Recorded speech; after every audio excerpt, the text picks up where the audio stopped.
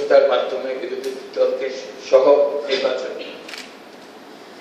কোনটা হলো নির্দলীয় সরকারের অধীনে নির্বাচন, এরকম বহু রকমের সিনারিও আছে। আমার যেটা বলার, প্রত্যেকটা সিনারিওতে নির্বাচনকালীন অশান্তির একটা বিষয় আছে।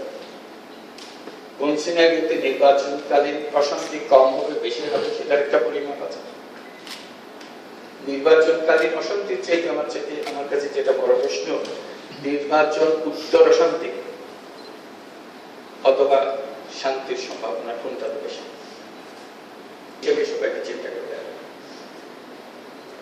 আপনি যদি বিচার করেন প্রত্যেকটা ফর্মুলার মধ্যে কোনটাতে নির্বাচনকালীন অশান্তি হবে এবং নির্বাচন উত্তর অশান্তি দীর্ঘস্থায়ী হবে, সেটাতে সাজানো কোনটার পরে কোনটাতে অশান্তি বাড়বে, কোনটাতে অশান্তি কমবে, শান্তির সম্ভাবনা দেখা দেবে।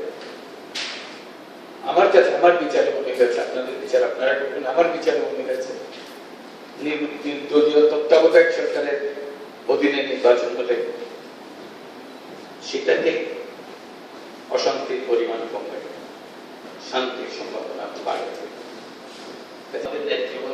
যারা এই সমঝোতার ফলাফল আপনাকে দেবেন, এটাতে যত বিলম্ব হবে অশান্তি তত বাড়বে। যত তাড়াতাড়ি পারেন আপনারা সমঝোতায় আসুন, আমাদেরকে শান্তির আশ্বাস দেয় এবং দীর্ঘস্থায়ী শান্তির প্রশ্ন ছিল স্যার, আজকে ওইটাও বলেছেন যে নির্দলীয় সরকারের অধীনে ইলেকশন হলে সেটা করতে হবে। তা আপনি স্যার বিভিন্ন পলিটিক্যাল দলের সাথে প্রায়